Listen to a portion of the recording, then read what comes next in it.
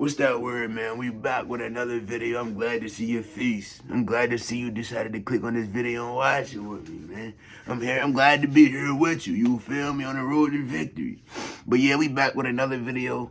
Like, subscribe, share this video, and comment under it. Please, I want to know that you watched it, man. You feel what I'm saying? Hey, roll up a doody. The fuck? But you heard that mysterious noise in the back? Hey, roll up a doody, grab some eats, don't matter. Do whatever you gotta do. I'll pause this video. You can pause this video, I'll wait for you right now. Do whatever you need to do, man, so we can relax. You feel what I'm saying? I'm about to scroll up a little song. Hey, but without further ado, let's jump straight into this video.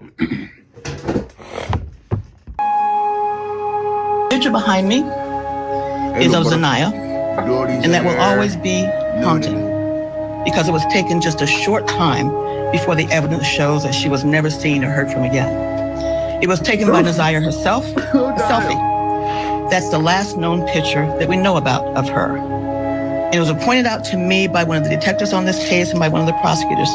She is smiling and waving and saying hello. But little did she know that she was really saying goodbye. Hey, I do need some videos to watch, so let me know some videos y'all want to see on this channel, and I'm gonna have them coming your way. This story so incredibly tragic. Nazaya Harris, little 13-year-old girl, should be enjoying those teenage years, you know? Should be having fun, laughing with her friends, going to school, learning, doing all of those things, but she's not. And she's missing, but presumed to be dead and murdered. I want you to take a listen to Kim Worthy. That was the prosecutor from Wayne County. Here she is talking about the evidence against the man that they have accused of the murder. And there's a connection between this man and Nazaya's family, and a lot of the facts here are disturbing, to say the least. The evidence shows overwhelmingly in this case that she is in fact deceased. The last time she was seen alive was January the 9th of this year, 2024. Yo, hold on, wait. Let's not do that one. For real? wait, hold on. I don't think I heard that right. The evidence shows overwhelmingly in this case that she is in fact deceased. The last time she was seen alive was January the 9th of this year. Yo, what's up with that? Bro, we ain't kidnapping niggas on my birthday, bro. That's not what we doing. Bro, I'm not really a big, I'm not with the kidnapping shit, you feel what I'm saying? I don't fuck with niggas kidnapping people and doing all that weird shit. But, bro, if you gonna do it, don't do that shit on my birthday, bro. Come on, what's up? Like, what's up with niggas? It's 300, bro, it's 300 other 64 days of the year, bro. Like, no, we're not doing that. Not on my birthday, bro. That's not what we doing, bro. Almost 9 months ago. Her missing status was reported to the Detroit Public School Police Department by her grandmother on that very day, when she never returned home from school. And again, that was January the 9th of 2024. In early February of 2024, the case was turned over to the Detroit Police Department. Frankly, that should have happened right away. But they began investigating immediately. The evidence would further show that through text messages that we know and that we have, Zanaya and this defendant were going to meet after school on January the 9th. We know that she did indeed meet up with the defendant that we're charging in this case. Bro, the fact that that shit happened on my birthday just make my anger, like, more infuriated, bro. Like, I don't like that one. We also know that several people close to Mr. Butts, who we were charging later, saw them together in several different locations, people that he knew well. We have evidence that at 9:30 p.m. on that day, that Mr. Butts checked into a motel and the Zanaya was never seen or heard from again. Not from her family, not from her schoolmates, not from her friends, not from social media where she was extremely active with her friends, not from teachers, no one. We know that she had no medical conditions that would cause a life-threatening medical emergency to her. And he, again, was the last person that saw her alive. She would have turned 14 years old just 10 days ago on September the 16th of 2024. And again, no one has seen or heard from her. You look at that face and you do not see the horrors that she had gone through in her short life. The exploitation, the molestations, the sexual abuse, and the pregnancy that she was concealing. The evidence will show that from one of her text messages to and with Jarvis Butts. And we also know the evidence will show. Hold on, let me read this. Because I was about to say, he look like one of them New York niggas, but I don't know if they're in New York or not. That there's no evidence of anyone else being the father of that child other than the defendant himself, who we charge today. And he knew she was pregnant. We know that he was also searching for ways to abort the baby. We know that sexually explicit photos were requested by him of her and that she complied and sent them to her. This nigga's a weirdo, All at the hands, we allege, the man we are charging with her death and also her long-term sexual abuse. Today, we are charging Jarvis Butts with 1 count of first-degree premeditated murder, 1 count of criminal sexual conduct in the second degree, and 1 count of child sexually abusive material. Today, we are also charging Mr. Butts with more counts of criminal sexual conduct on 2 more girls, yes, girls, on 2 other separate cases. Bro. The girls in question now are 20 and 11 respectively today, but both were under the age of 13 years old at the time the offenses occurred that we're charging. Based on all the evidence that I've laid out now and much more that will be shown later in court, based on all these cases we will present in court, Mr. Butts targeted and befriended women who had to have sexual relationships with their young daughters. He would have relationships with their mothers, but his true desire was to have sex with their young daughters. That's what the evidence will show. He was a classic and expert groomer and pedophile. Sounds so familiar. A lot of parallels with this case and what happened to Madeline Soto down in Florida. And it's these predators. They know how to do it. They know how to get close to children. And that's apparently what happened here. I want to bring in a special guest with us tonight. Joining us from Detroit, Michigan, Naziah Harris's cousin, Roxy. Roxy, thank you so much for joining us. This is a huge development in the case. Wanted to get first your reaction to the prosecutor, Kim Worthy, making the announcement that the charges have been brought in this case. Oh, shit. It's definitely a sense of relief here. It look like Auntie don't even want to speak on to finally be able to hear her say those words that we've been knowing from the beginning. Like I said in our last interview, you know, we considering his background and things like that, we had our suspicions, and we're glad that they finally came to light today. So can you explain for us the connection of Jarvis Butts and Naziah and Naziah's family and your family? Yeah, before you do that, because you say his background is just, so that means you knew the bull. Like y'all already knew that nigga for real. The connection with Jarvis is Jarvis was Naziah's aunt boyfriend. And they also have children together as well. So that was how he was able to be around the family as that nigga's bro, he's a fucking weirdo, bro. Like, bro, imagine you slide to the cookout, you thinking this nigga looking for food and shit. Nah, he looking for the young niggas and shit. He mad because ain't no kids at the party. Like, bro, what's wrong with you, bro? The immediate family that Naziah was living with, I assume as often as he wanted to be. And his history, how well did people know his history and what he liked to do, which was prey upon children? His history was very well known. I mean, he did do time in prison before for sexual misconduct of a 13-year-old girl or under. Like, bro, this nigga's a fucking weirdo, bro. I don't like niggas like this, bro. I swear to God, bro. Cause pray, bro, like to God, my nigga. If I have a daughter, bro, and she go through this shit, bro, I'm not, bro. I'm not playing with niggas. If I find you or your family members, bro, somebody gotta deal with me, bro.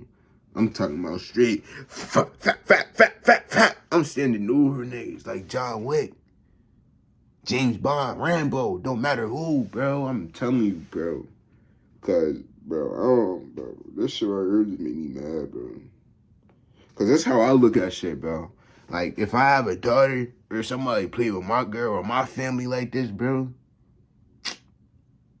dog, it's only going to, like, push it in my heart that I gotta get my, like, get back, bro.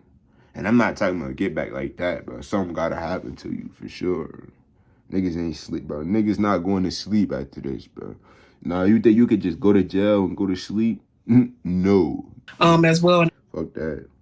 I might fuck around, call niggas in the jail. I'm trying to get in contact niggas in the jail just to get you, bro. I think he did 10 years in prison for that as well. And it was also very well known to her aunt, who was her boyfriend, that he let it be known to her as well that he was also, a sexual predator, and he left a decision up to her whether she wanted to continue to have a relationship with him. And she continued to have a relationship with him. Yeah, where this boy, he thought he was a real nigga. He thought he was a real nigga. He thought he was cool, bro. He had told her that about his past, and she still decided to stay with boy. He thought he was a real nigga. No. Him knowing that, he previously had those charges against him, did time for it, and that he was. So are we gonna get this nigga the needle or what, bro? Like, I'm sorry I keep cutting you off, auntie, but I be having my personal feelings, and it's my video. You gotta hear me speak. You feel me? But, like, are we gonna get this nigga the needle? Because I don't think he should be, like, able to keep walking around. But what I mean by that, like, I'm talking about in the prison, wherever he go, bro, he should not keep walking around. And I go as far as putting that nigga in the wheelchair, bro. Put that nigga in the wheelchair at least so he can't walk around. Like, Registered sex offender. How long? Not enough clearly, bro. What the prosecutor said, Prosecutor Worthy, the long-term sexual abuse, and that's the part that just breaks your heart. How long did he have access to Naziah? From what the prosecutor said, they said that they have messages going back to 2022. And oh my God, bro. 2 years, and she probably had no idea that nigga was going. She had no idea he was going to kill her, bro. She had no idea starting off with that shit she was going to end up dying. Unless she did and she just ain't saying nothing. But end of the day, she didn't say nothing, bro. And I understand that because usually it'd be like, what if they don't believe me? But I think in this situation, bro, niggas would have believed you, bro. I ain't gonna lie. Niggas would have definitely believed you, bro. They already know about the nigga past. So niggas would have found out he doing that again. Oh yeah, he getting the boat.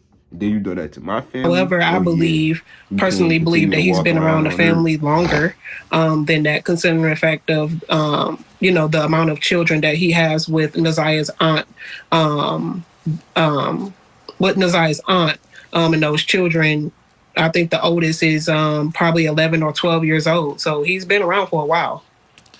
I want to take a listen to the prosecutor here who was answering a question during this press conference. Let's take a listen. Your child needs these 3 key factors to get into an Ivy League or top 25 university.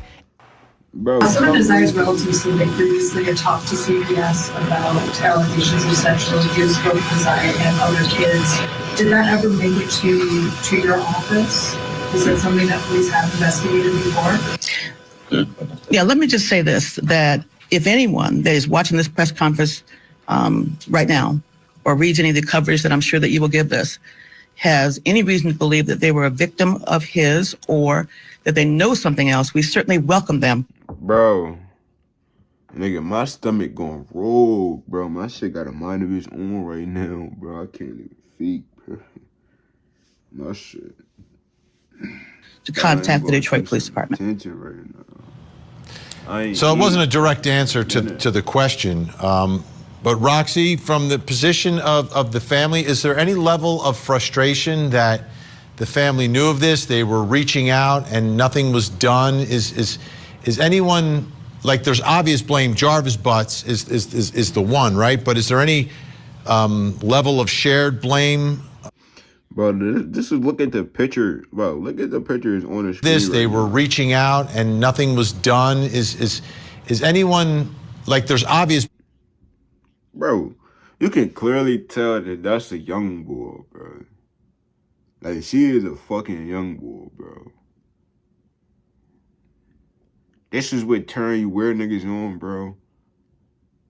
Like, Blame Jarvis Butts is the one, right? But is there any level of shared blame amongst anyone else who didn't do anything like a here? Fucking young boy, bro.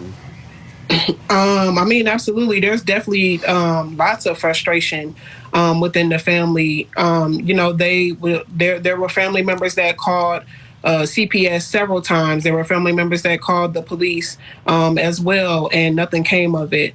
You know, CPS is supposed to be, you know, safeguard welfare for our children, and they're supposed to be able to respond promptly and do thorough investigations to be able to negate you know, reports of abuse and neglect.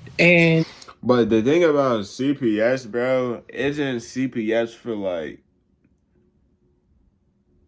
parents, though? Like, a household thing? Unless he was living in that crib, bro. I don't really think it's really too much that CPS can do unless she tell them niggas personally what's going on. You feel what I'm saying? And I don't think she just said nothing. And they're saying, but the police just don't even be trying for real, bro. Like, because not be trying of the reports of the abuse and the neglect and the molestation that were reported to Child Protective Services, and for it to just, I mean, if that's reported, that's a different thing. If if they reporting that means CPS didn't seem like either. You know, there wasn't a thorough investigation being done, or just turned a blind eye. And unfortunately, it's brought us to this very unfortunate event, which is, you know, my cousin being deceased today. That's exactly the problem here, right? It's Child Protective Services. We want them to protect them before this happens. If we know of something, see something, say something, make a report. And I mean, what unfortunately, Neziah was not protected in all of that. I have to point out that your shirt says, "Where is Neziah?" Because she still hasn't been found. Right. How important is it that her body is still, they do not have her, they have not found her body. They do not have her body. So we will continue to ask, you know, where is Neziah, so that we can be able to give her the proper rest that she deserves. She didn't deserve any of this to happen to her. She was only 13 years old, or, you know, 14. I seriously don't even be under, like, what make niggas do this, bro? Like, I don't give a fuck about none of that mental shit, bro. Like, what make niggas carry on with this shit, bro? Like, dog, it's literally whores out here. Like, you could get some free ass and not have to kill niggas, but you doing this weird shit, bro. It's just shit I don't understand, bro. Just, you know, 10 days ago, and it was hard to. Mind you, you gotta fuck all the whores, bro. I mean, you don't even need a whore, bro. You got a girl and kids, bro. Like, nigga, I don't get it, bro. I mean, if he had a daughter when she got around 13, no, it's no telling what he was gonna do to his daughter for real. Oh no, but it's a difference because it's his daughter. Like, no, bro. Even try to have a celebration for her, because it was not a celebration, and it should have been. So we will continue to ask, where is Neziah, until we get those answers, because she needs to properly be laid to rest properly, because she deserves that. Absolutely. And Roxy, it's important that the family does exactly what you're doing.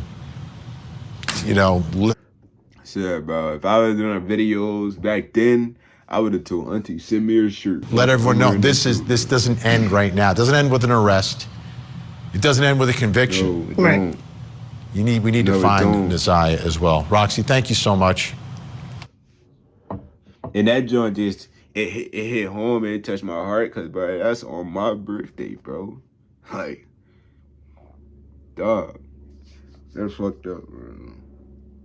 Just imagine if she was my family member and that shit happened on my birthday. Nigga, how I'm gonna enjoy my birthday? Now I'm mad on my birthday. Now you gotta deal with the consequences of me being mad, bro. We'll speak again. Absolutely. Thank you. All right, when we come back, we're going to talk about this case. Now it's in our system of justice. You heard about the charges. You heard about CPS. Our think tank weighs in next. We must be very careful who we let into our hearts and our homes and our lives, especially if you have children. And it's weird because they really thought it was cool, bro. They was probably Mr. Butts targeted and befriended women who had to have sexual relationships with their young daughters. Still a weirdo. He would have relationships with their mothers, but his true desire was to have sex with their young daughters. That's what the evidence will show. He was a classic and expert groomer and pedophile. Multiple, bro. There he is, the accused murderer. Made his way into that family so he could allegedly prey upon little Nasiah for years. For years. It sounds so familiar, and unfortunately it is. I want to bring in our think tank, Eklund Mercy, Kirk Nurmi, Nima Romani. Here's the question, and I'll start with you, Kirk.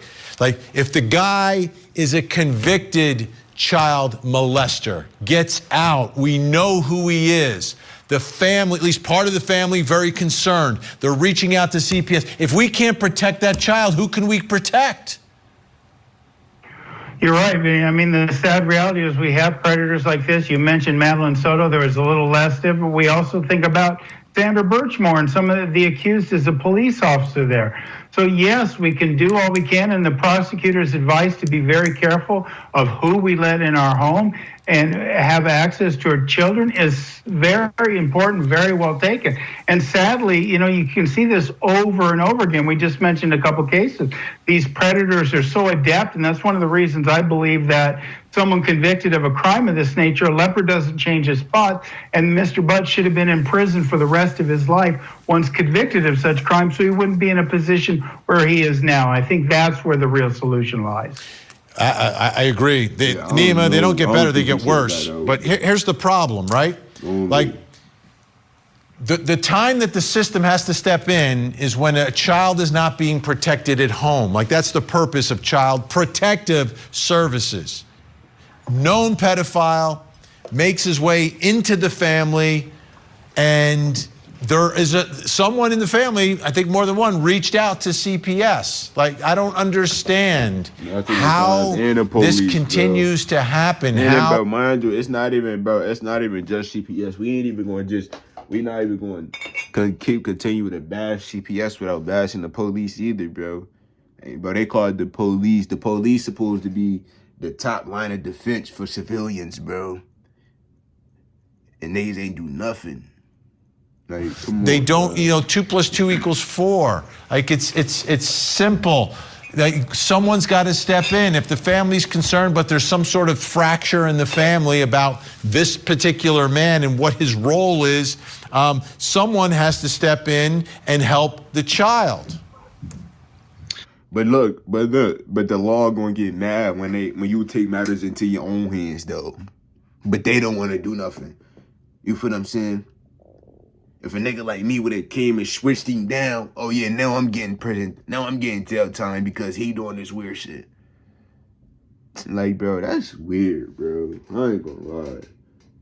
I'm telling the judge, like, yeah, whole time, bro, we been calling CPS, we called the police. Shit, nobody want to do nothing, so I had to take matters into my own hands. He wouldn't stop, so I got started, bro. It's the only way. You got to understand. Vinny, you're absolutely right. The system is broken, and they absolutely let down Nasiah. First prosecutors and the courts for giving him a second and third chance when he's molested others under the age of 13. You have family members. Obviously, Butts has a... But niggas only want to feel bad when you do shit after the fact, bro. Niggas only feel sympathy when he do the shit to when he doing this shit to the girl, and then he offer, now, then you offer him, now niggas on your side. Now niggas think you doing what you supposed to, but if you would have did that beforehand, niggas would have been looking at you crazy. Oh yeah, why you ain't just call the police? Like, fuck out of here with that. Apparently, sexual relationship with Nazia's aunt, you know, and that gives him access. What are the family members doing? Apparently, some of them called CPS, but they didn't step in. And even with respect to Nazia herself, you know, there's a coworker that sees what's going on. There's Butts, and these are all allegations of what's Butts' own sister. They check into a motel together. She hasn't had her menstrual Like, fuck, we gotta call the military, bro. cycle. Like, She's pregnant at the age of 13. I mean, there's so many warning signs, Vinny. And if anyone had stepped in and done their job and done the right thing to protect this young girl, she'd probably still be alive today. Eklund, nigga, child protective services only care about if the kid got marks or if they eating, bro.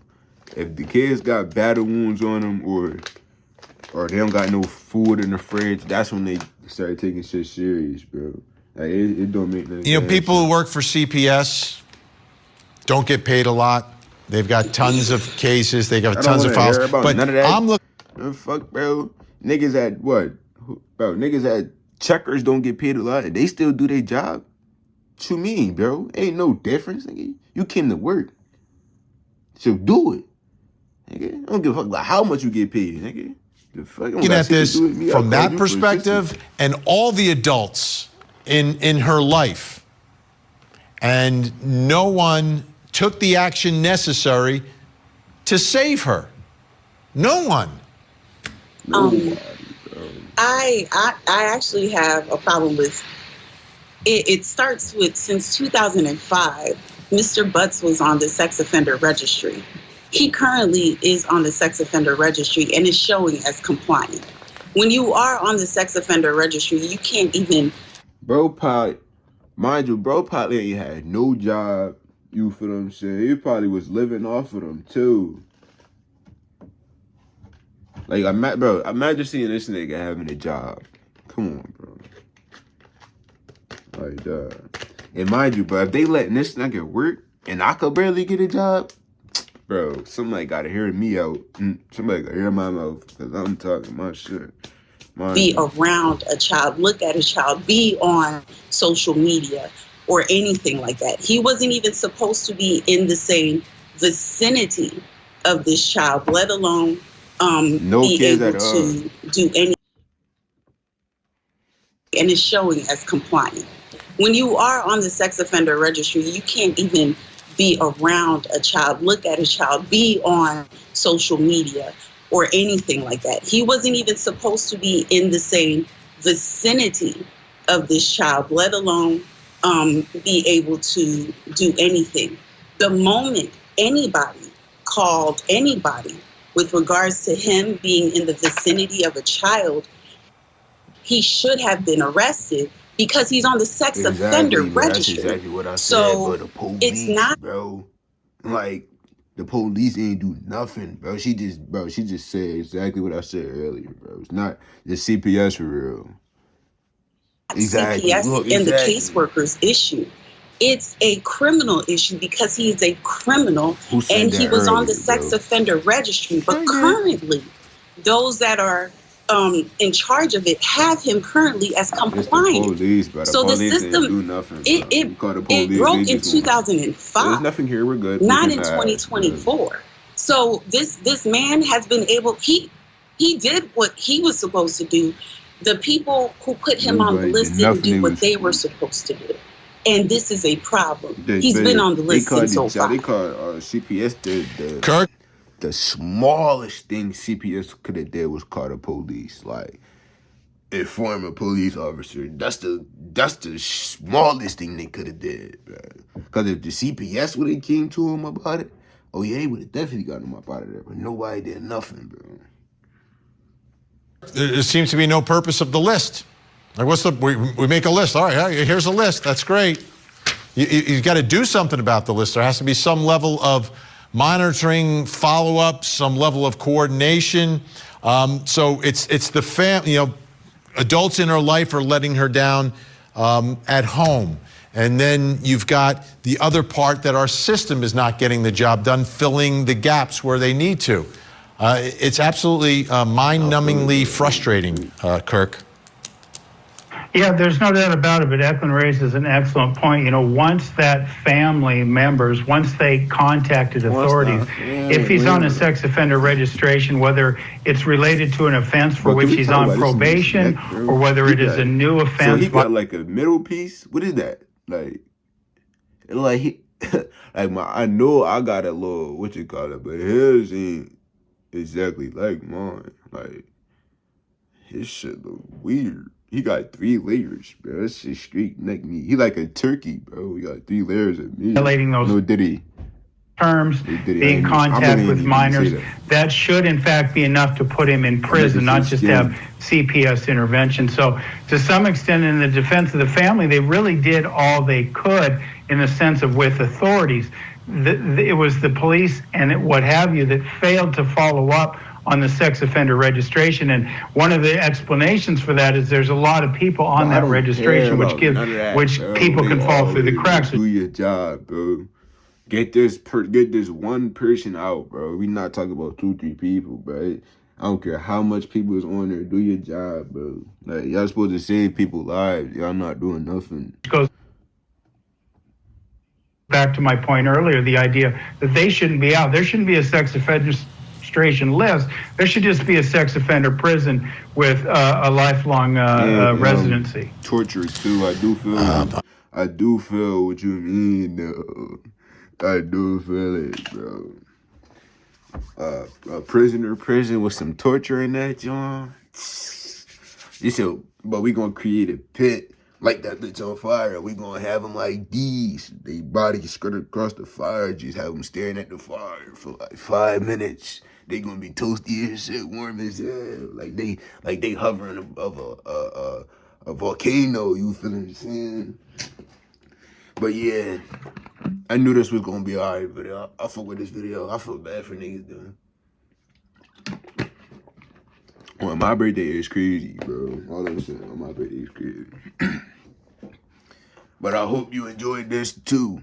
I hope you enjoyed our time together. You feel what I'm saying? Like this video, subscribe, comment, and share this motherfucker, and we out.